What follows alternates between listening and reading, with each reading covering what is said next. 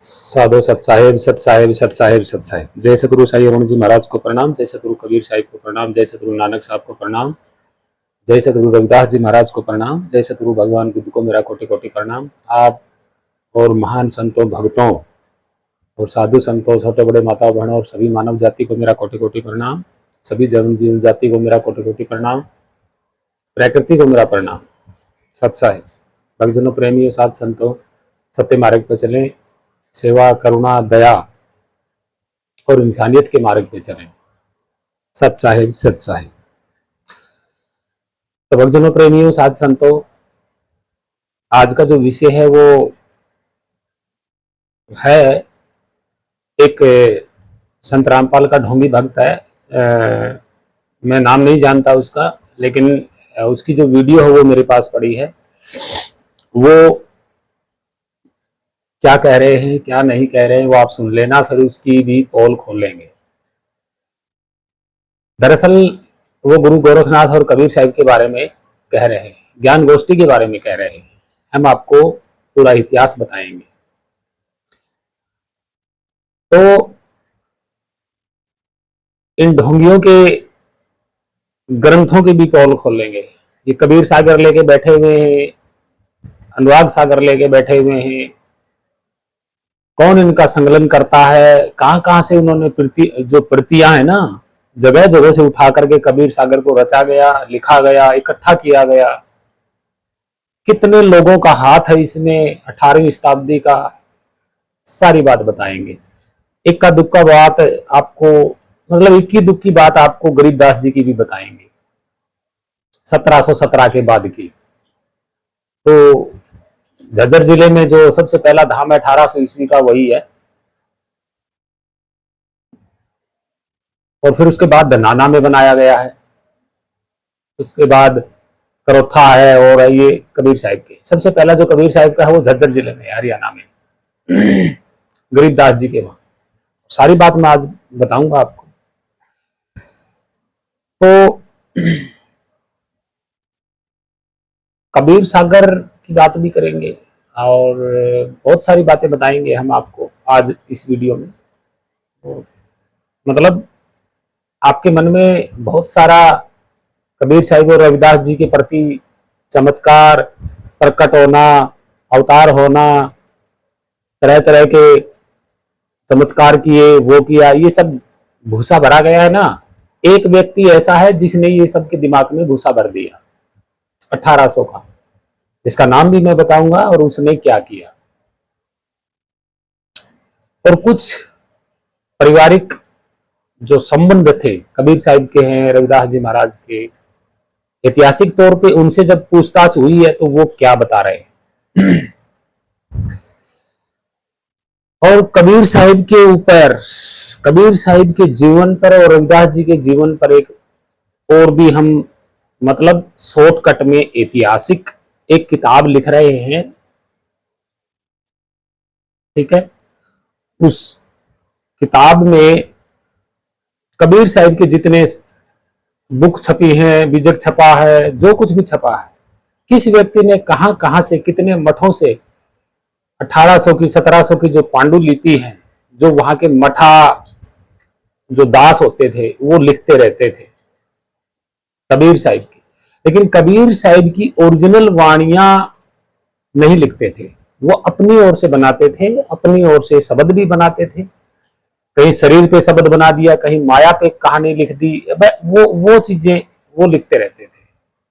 कबीर साहिब के समकालीन ना कोई पंथ था, ऐसा कुछ भी नहीं था। और कबीर साहिब के पारिवारिक जो आज भी कई जगह पे उनका है, तो उन पे भी हम कुछ बात करेंगे। तो सोनू ठाकुर जी हैं हमारे, आपको पता ही है, वो कोई न कोई सवाल करते रहते हैं, कोई बात नहीं।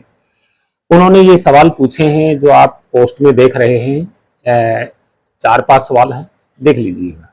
सबसे पहले उन्होंने कहा कि नानक साहब ने कहा है एक ओंकार, ठीक है, तो ये ओंकार कौन है, ठीक है। दूसरा ये पूछा गया है क्या स्पेस चेतन है या जड़ है, ठीक है।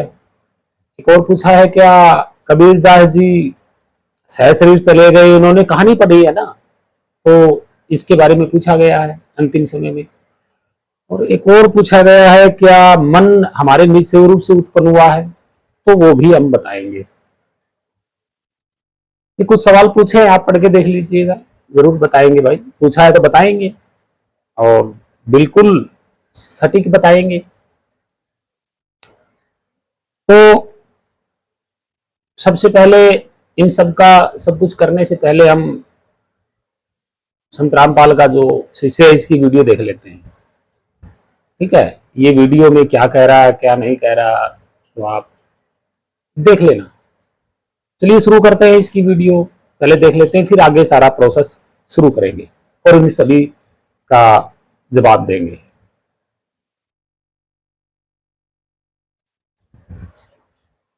दोस्तों, गोरखनाथ जी को बहुत बड़ा ज्ञानी माना गया है, पर आप जानकर हैरान हो जाएंगे कि गोरखनाथ जी को भी कबीर परमेश्वर के ज्ञान के सामने घुटने टेकने पड़े। देखिए प्रमाण, यह है पवित्र कबीर सागर संपूर्ण 11 भाग यहाँ से छपा हुआ है।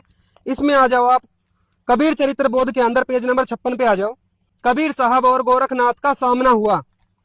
गोरखनाथ ने अपना त्रिशूल गाड़ दिया और कहा कि आओ कबीर साहब, उस त्रिशूल की एक शाखा पर आप बैठो और एक पर मैं बैठता हूँ, तब वाद विवाद करें, चर्चा करें। तब कबीर साहब ने सूत के एक तार को आकाश की ओर चलाया और शून्य में उस सूत के ऊपर जा बैठे और कहा कि नाथ जी आओ, हम और तुम इस सूत पर बैठकर वाद विवाद करेंगे।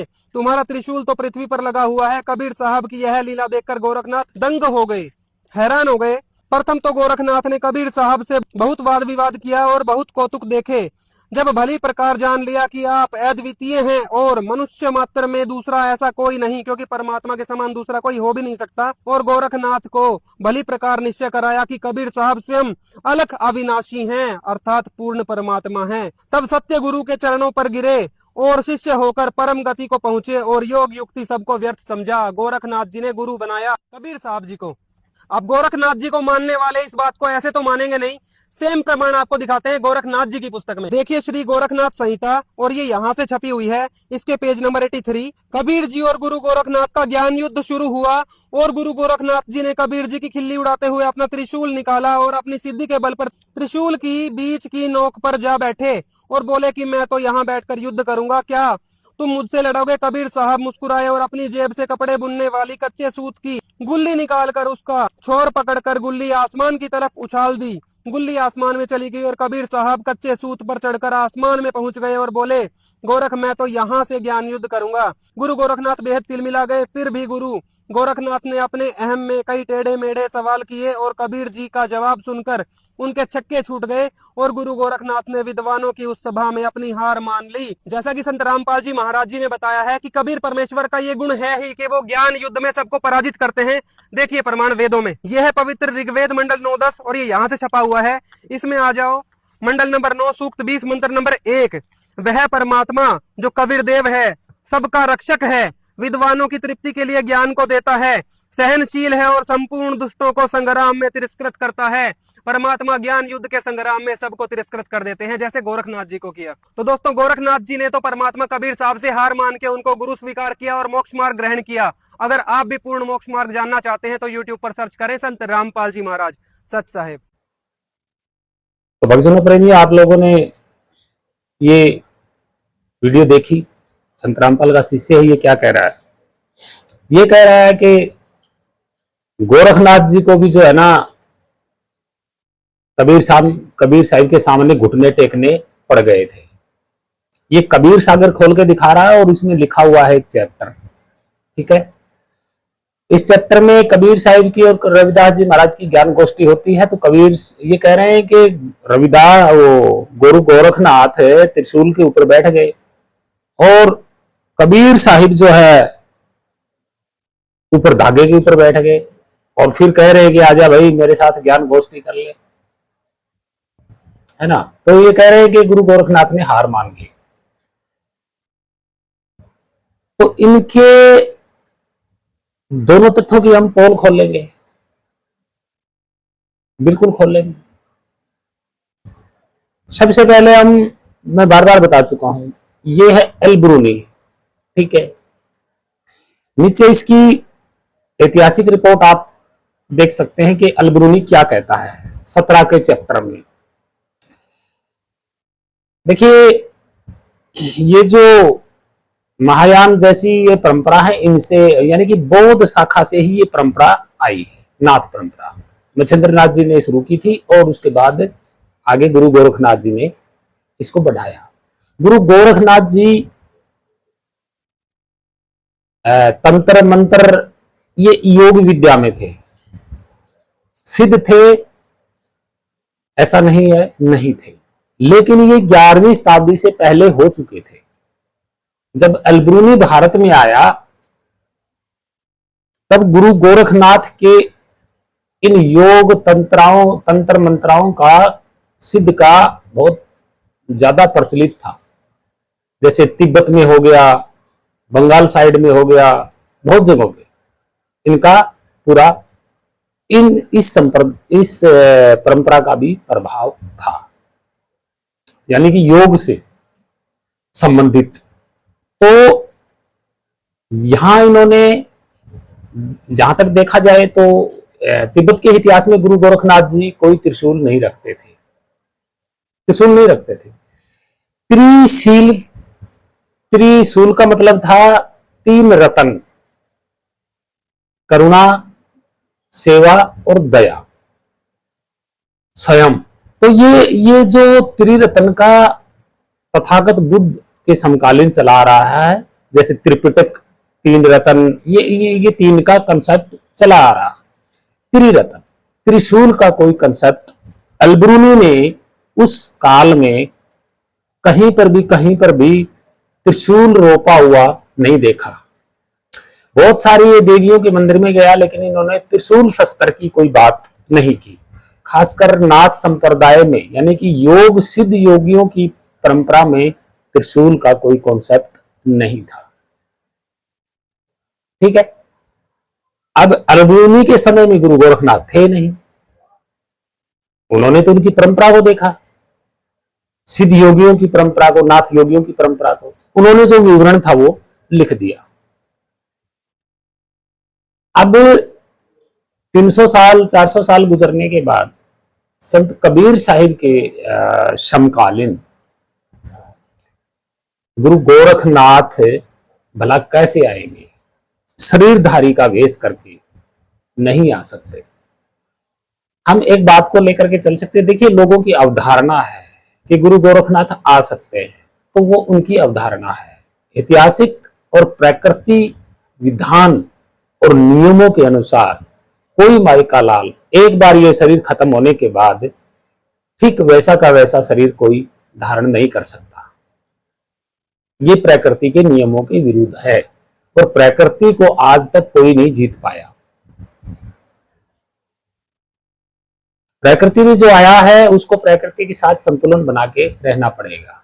संत कबीर साहिब भी रहे हैं तो प्रकृति के साथ संतुलन बना के रहे हैं। ठीक है, इसके नियम को बदलने की कोई चेष्टा नहीं करता है। तो यहां हम कह रहे हैं कि 300 साल बाद में कबीर साहिब के सामने गुरु गोरखनाथ कैसे आ सकते हैं? किसने देखा होगा? तो ऐसा असंभव है, नहीं आए, बिल्कुल नहीं आए। बाद में ये कबीर सागर को उठा रहे हैं ना, कबीर सागर की भी हम बात बताएंगे आपको। तो इन्होंने तो दिखा दिया। अब 2 परंपराओं में मतभेद हो गया कि अब गुरु गोरखनाथ की परंपरा वाले, गुरु गोरखनाथ के परंपरा वाले जो भी लोग हैं हमारी वीडियो को देख रहे हैं, तो वो इस बात पे नाराज ना हों और कबीर साहिब के साथ गुरु गोरखनाथ को अगर जोड़ दिया गया तो ज्ञान गोष्ठी में गुरु गोरखनाथ जी को हरा दिया, इन्होंने कहानी बनाई है, तो इस कहानी को सच ना माने। जितने भी नाथ संप्रदाय के हैं वो इस कहानी को सच ना माने। मेरा कहने का मतलब यही है, बस ये कहानी गढ़ी गई है। कबीर साहिब के समकालीन 300 साल बाद में गुरु गोरखनाथ कभी नहीं आए, उनकी कोई ज्ञान गोष्ठी नहीं हुई। दूसरा ये, गुरु गोरखनाथ जी वो सिद्ध योगी हैं जिन्होंने उन्होंने आत्म स्वरूप को जाना था और वो मुक्त हैं। अब उसके बाद लोगों ने परंपरा बनाई, उनकी मूर्तियां स्थापित कर दी, त्रिशूल लगा दिया, धूना लगा दिया। ये तो देखे एक आडंबर बाद में 1800 के बाद यानी कि 1700 के बाद ये शुरू हुआ था। ये वाकायदा ऐतिहासिक रिकॉर्ड है। 1700 ईस्वी से पहले इनका ऐसा कोई आडंबर नहीं था। किसका? गुरु गोरखनाथ जी का। हाँ, ध्यान और योग की परंपरा थी, ये सच है। और वो कुछ 5 नाम मंत्र भी जाप करते थे, वो अपना ध्यान स्थिर करने के लिए।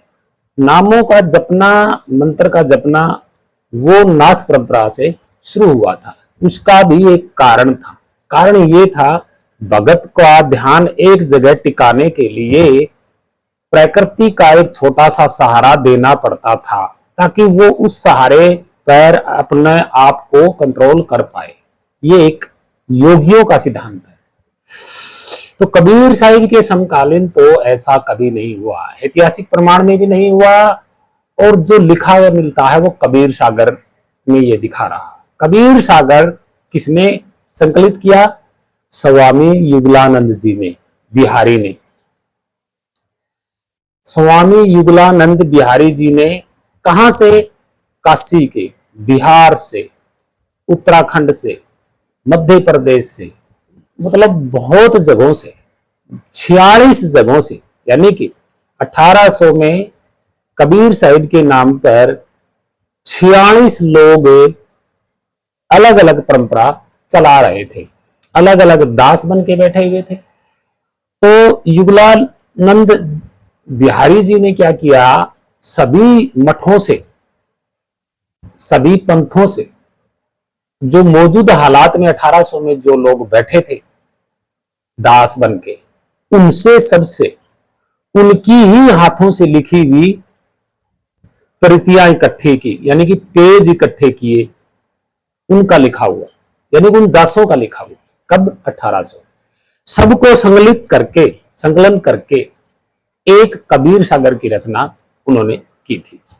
अब आप हिसाब लगा सकते हैं, 46 मठों में, यानी कि 46 पंथों में अलग अलग दासों ने अपनी अपनी ओर से क्या क्या लिखा होगा, ये आप सोचिए। अब उत्तराखंड की जो सिस्टम है वहां पर योगियों का ज्यादा था, तो हो सकता है कि उत्तराखंड के, काशी के इधर की साइडों में योगियों के साथ अगर वो दास रहे होंगे 1800 में, क्योंकि 1700 के बाद तो ये परंपरा शुरू हो गई थी नाथ की, धुना लगाना, त्रिशूल टांगना। तो उन्होंने 1800 में उनके ऊपर लिख दिया। यहां उन दासों ने लिखा कबीर के बारे में और गुरु गोरखनाथ के बारे में, जो 1800 में दास बन के अलग अलग पंथों में बैठे हुए थे। अब युगलानंद महाराज, ये बिहारी जी कहते हैं कि उन्होंने 46 जगहों से इकट्ठा किया और तब एक कबीर सागर का संकलन किया। अब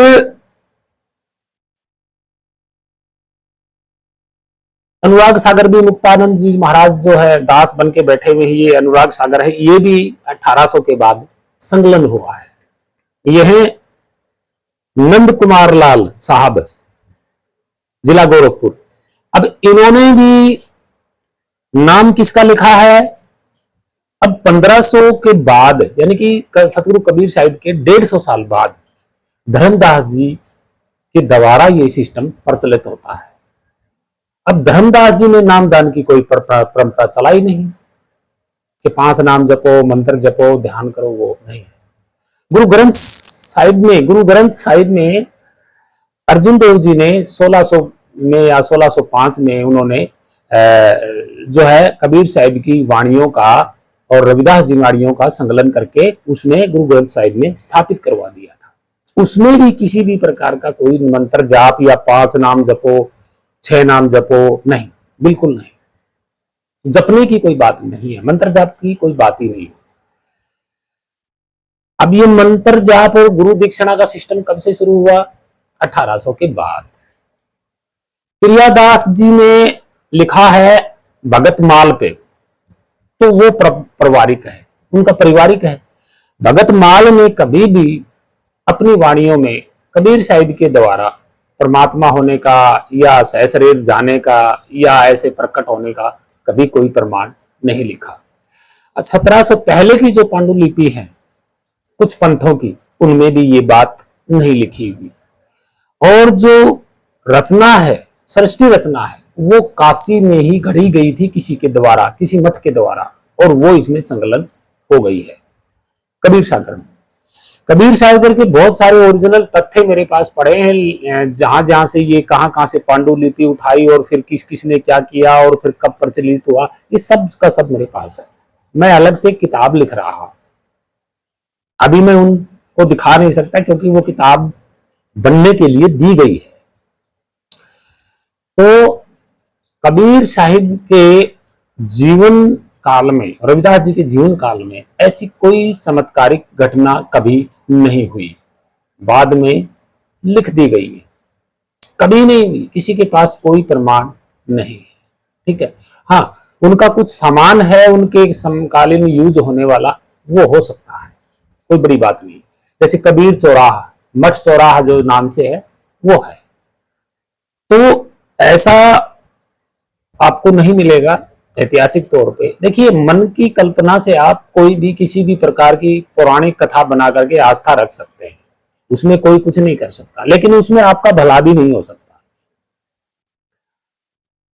तो ये जो ढोंगी जो संत रामपाल का चेला है, ये झूठ फैला रहा है।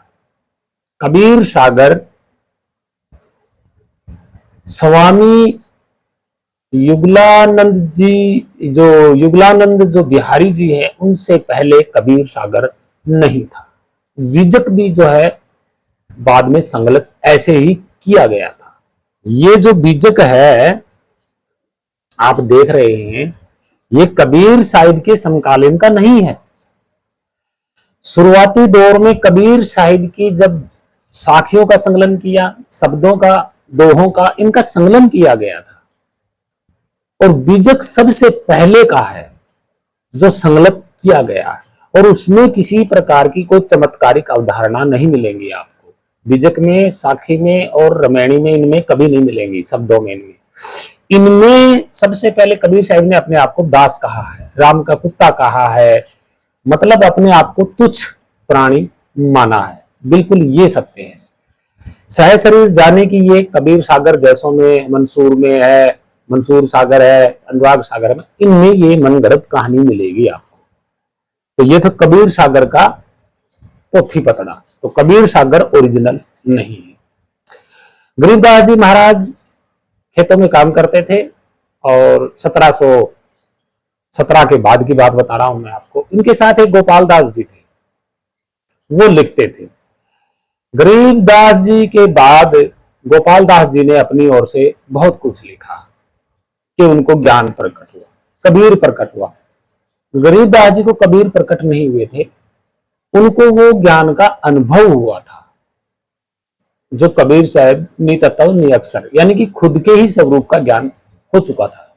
अब उन्होंने किसी को भेद बताया नहीं बताया, इस बात की कोई पुख्ता प्रमाण नहीं है, लेकिन गरीबदास जी ने नाम दीक्षिणा और मंत्र जाप करने की कोई परंपरा नहीं चलाई। गरीबदास जी के बाद लोगों ने, गोपाल दास जी वहां के जो झज्जर में जो मैं बता रहा हूं सबसे पहला धाम है, वहां एक जांडी है, यानी कि खेजड़ी का पेड़ है, उसके नीचे बैठ के लिखते थे। 6 महीने में उन्होंने पूरा 6 महीने तक वो लिखते गए, वाणियां वगैरह जो भी था। लेकिन गरीबदास जी महाराज जो है, उन्होंने मंत्र जाप का या गुरु दक्षिणा का कोई प्रावधान परंपरा नहीं चलाई। बाद में गोपाल दास जी के द्वारा चलाई गई है मंत्र जाप की, और वो भी क्योंकि गोपाल दास जी को कभी निज स्वरूप का ज्ञान हुआ ही नहीं। मंत्र जाप की अवधारणा बहुत सारे पंथों में बाद में चलाई गई है। कबीर साहिब के 150 साल बाद में, यानी कि 300 साल बाद में, 150 साल नहीं, 300 साल बाद में, 1800 के आसपास मंत्र जाप, दाम दीक्षिणा जाप करो, थोड़ी पूजा करो, चरण धो, है ना, चौका, आरती, नारियल, ये सब चला दिया गया। ये है सच। और इस पे मैं किताब दिखाऊंगा, एक बनाऊंगा तो पूर्ण तथ्य भी दिखाऊंगा। ऐसे तो मैंने बताया है, लेकिन जो मैंने बताया हुआ आप सर्च करके देख सकते हैं, आपको मिल जाएंगे जो मैंने बताया होगा।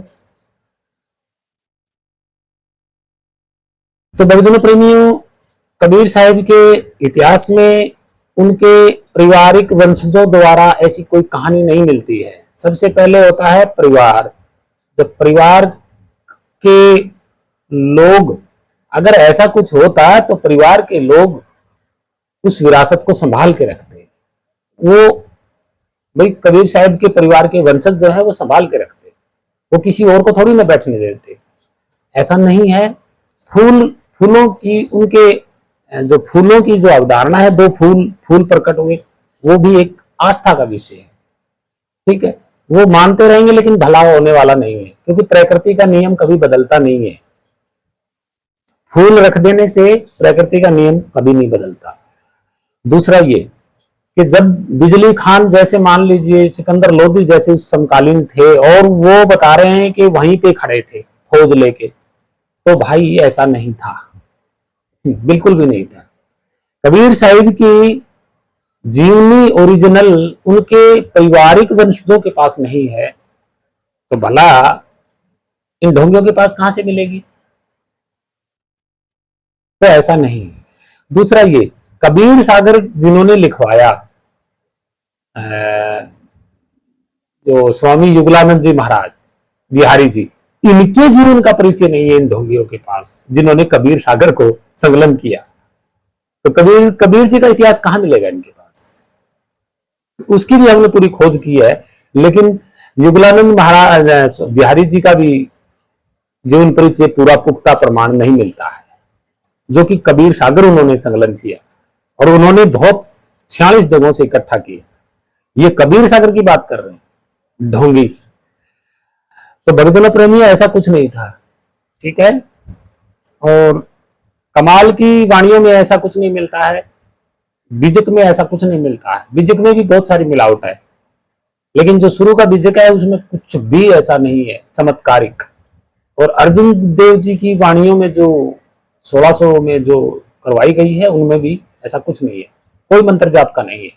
विवेक ही आपका गुरु है, ये सच है। अगर कोई भेदी गुरु है तो वो आपका गुरु बन सकता है, वो आपको भेद बता सकते हैं, अन्यथा विवेक ही आपका गुरु है। उस शब्द की पहचान करना, आदि अनादि काल से जो शब्द हो रहा है उसकी पहचान आप भी कर सकते हैं, यानी कि निरख परख कर सकते हैं कौन सा शब्द सही है कौन सा गलत है, क्या सही है क्या सच है। चलिए आगे बात करते हैं। इन ढोंगियों की तो यही पौल है भैया, ये ढोंगियों का तो काम ही यही है, दो परंपराओं का भिड़ाना है, और कोई पुख्ता प्रमाण इनके पास है नहीं, कोई लेना नहीं कोई देना नहीं। मंत्र जाप करवाने का सिस्टम जो है गोपाल दास जी ने बाद में शुरू कर दिया। गरीबदास जी को कह रहे हैं कि वहां उनकी समाधि प्रकट हो गई, भाई ऐसा नहीं है। ऐतिहासिक तौर पे गरीबदास जी अंतिम समय में सहारनपुर चले गए थे, सहारनपुर चले गए थे अंतिम समय में, वो वहां कुछ दिन रहे और उन्होंने वहां अपना शरीर छोड़ दिया। हरियाणा में तो वो रहते थे, लेकिन अंतिम समय में वो वहां चले गए थे और उन्होंने वहीं अपना शरीर छोड़ दिया। वहां कोई समाधि प्रकट नहीं हुई, और ना ही वो यहाँ से चले गए थे, यहाँ उनका रहने का स्थान था, और वो वहां सहारनपुर में वो चले गए थे, जहां उन्होंने अंतिम समय में शरीर वहीं छोड़ दिया। वहां कोई समाधि प्रकट नहीं हुई, ऐतिहासिक प्रमाण है। ठीक है, वो झूठी आस्था बनाने से कोई नहीं मानता, मैं भी नहीं मानता भाई। अब जबरदस्ती मुझसे कौन मनाएगा, प्रमाण किसी के पास है नहीं, और ये कोई आस्था का विषय नहीं है। ऐतिहासिक कोई आस्था का विषय थोड़ी होता है, इतिहास इतिहास होता है। तो भक्तजनों प्रेमियों साधु संतों, इन महान संतों को, ये महान संत मेरे आराध्य हैं, लेकिन मैं इनको चमत्कार और प्रकट होना अवधारणाओं और प्रकृति के खिलाफ चलने वाले नहीं मानता। मैं इनको वो सामाजिक सुधारक, मानव जाति को जगाने वाले, मानव जाति को सच्चे रास्ते पे चलाने वाले, मानव जाति को सत्य का ज्ञान कराने वाले महान पुरुषों तक ही सीमित रखता हूं मैं इनको, चमत्कार अवधारणाओं में नहीं जोड़ता मैं।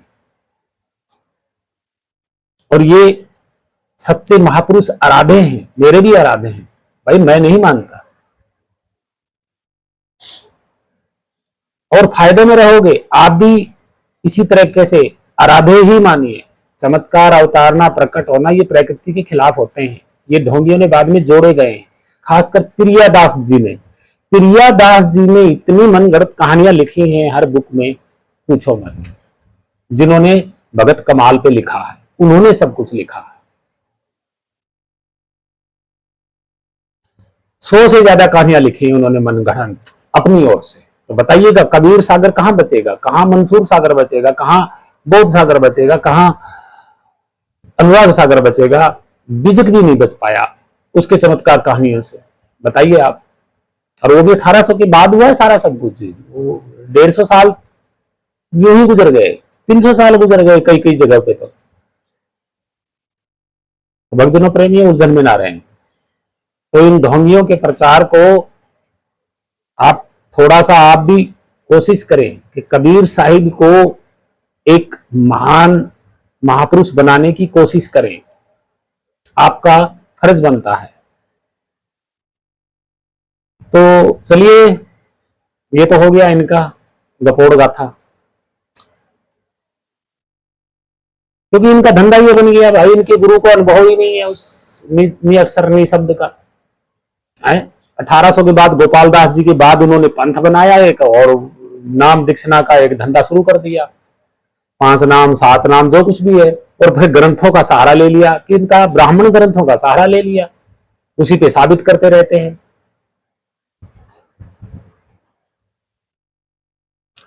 चलिए, जो कुछ भी है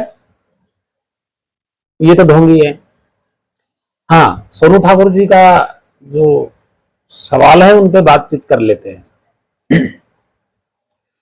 सोनू ठाकुर जी, आपका जो प्रश्न है मैं बता देता हूं कि क्या स्पेस जड़ है या चेतन है?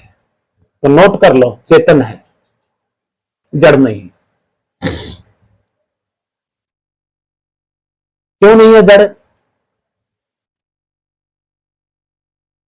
क्योंकि इसको कोई खत्म नहीं कर सकता, इसको कोई जला नहीं सकता, काट नहीं सकता, उड़ा नहीं सकता, हिला नहीं सकता, इसको कोई पकड़ नहीं सकता, इसको कोई किसी में घोल नहीं सकता। यानी कि ये स्पेस किसी में घुलता नहीं है, ये प्रकृति से भिन्न है। प्रकृति खुद इसमें चल रही है। और ये भी ध्यान देख ला, ये भी ध्यान से सुन ले, इस धरती पे जो भी कोई आएगा तो ये स्पेस ही उसका आधार बनेगा।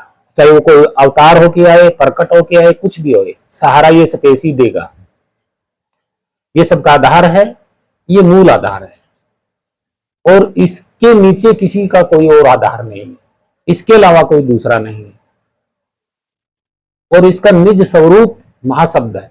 जब ये सब कुछ खाली हो जाएगा ना, तो वो अकेला महाशब्द ही गूंजता रहेगा, यानी कि ये स्पेस ही गूंजता रहेगा बस। इसके बिना कोई माई का लाल हिल नहीं सकता, कोई चल नहीं सकता, कोई सांस भी नहीं ले सकता, कोई सुन भी नहीं सकता इसके बिना, तो कोई देख ही नहीं सकता इसके बिना, कोई बोल नहीं सकता, खा नहीं पी सकता, कुछ नहीं कर सकता इसके बिना। अगर ये तत्व होता तो कब का ये प्रकृति में घुल जाता और ठोस हो जाता। ठीक है, ऐसा नहीं है। इसका कोई वजन नहीं है, इसका कोई 0%, मतलब इसको कोई किसी भी प्रकार से इसके रूप स्वरूप को या इसके झीणेपन को, यानी कि सबसे झीणा है ये, इसके झीणेपन को कोई साबित नहीं कर सकता, कोई भी माई का लाल। सबका आधार है, मूल आधार स्पेस है, अनंत है ये। और इसका निज स्वरूप है महागुंज, यानी कि सब कुछ मिट जाएगा तो ये स्पेस ही एक सर्वव्यापी महागुंज में परिवर्तित हो जाएगा। पहले भी परिवर्तित था, आज भी परिवर्तित है, लेकिन इसके निज स्वरूप को लोग भूल गए। यानी कि खाली जहां कुछ ना बचे वही आपका निज स्वरूप है।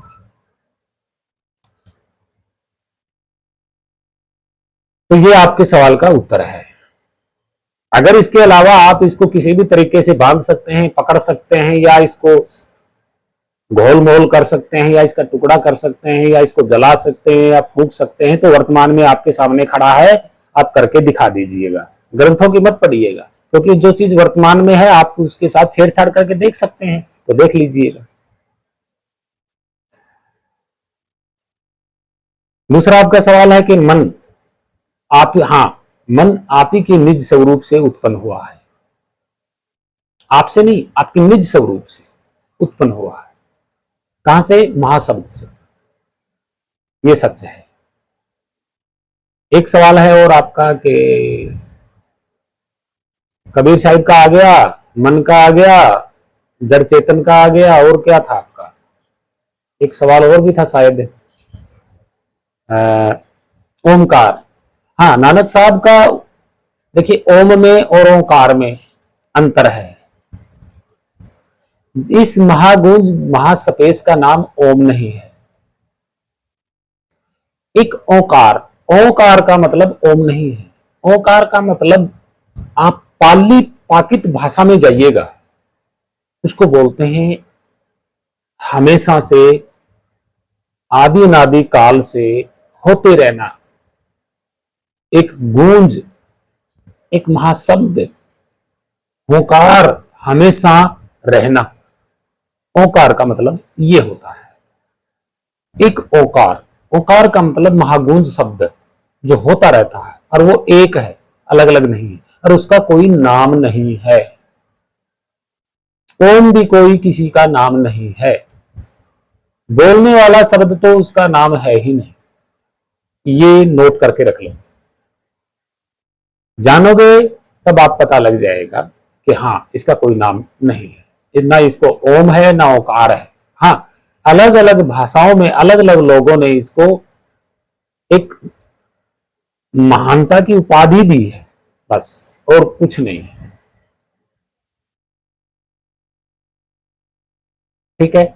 और रही बात ब्रह्म, तो ब्रह्म नाम का कोई व्यक्ति नहीं है, चक्र में मत पड़ना। हाँ, मन से प्रकृति का निर्माण हुआ है, और पूरी प्रकृति का निर्माण होने के बाद 5 तत्व पृथ्वी पे इकट्ठे हुए, और जब एक इस खाली स्पेस, यानी कि इस महाशब्द की ही ताकत से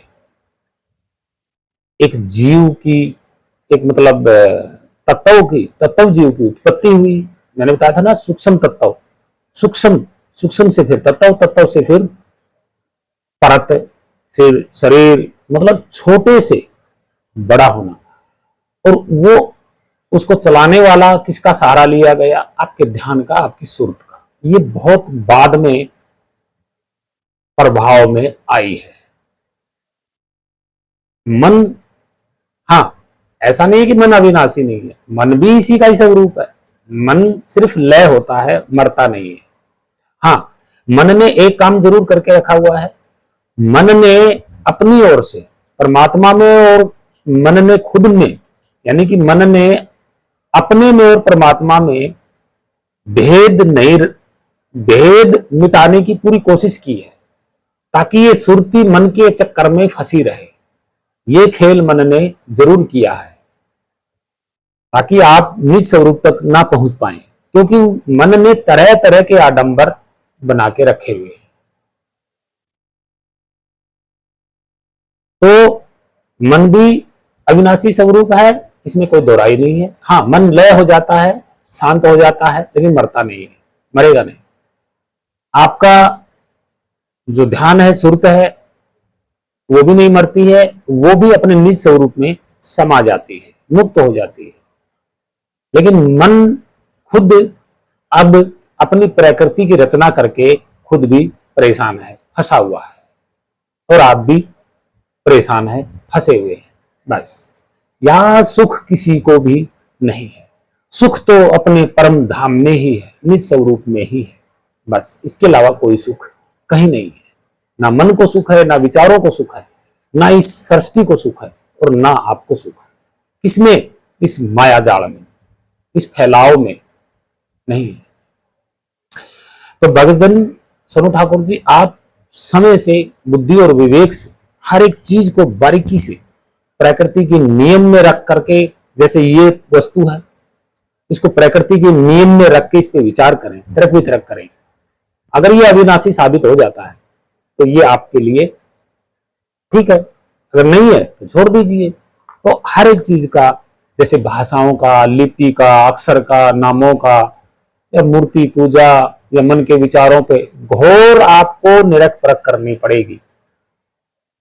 अगर आप अपने विवेक से अपना निज स्वरूप जानना चाहते हो तो अपने आप से ये निरख परख करनी पड़ेगी।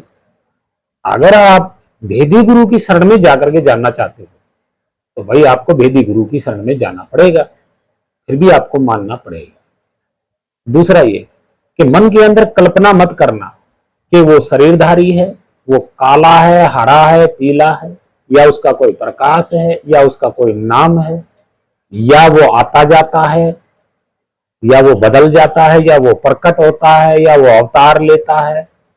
इस तरह की कल्पना मन के अंदर मत रखना, क्योंकि वो आपकी कल्पना से भी भिन्न है।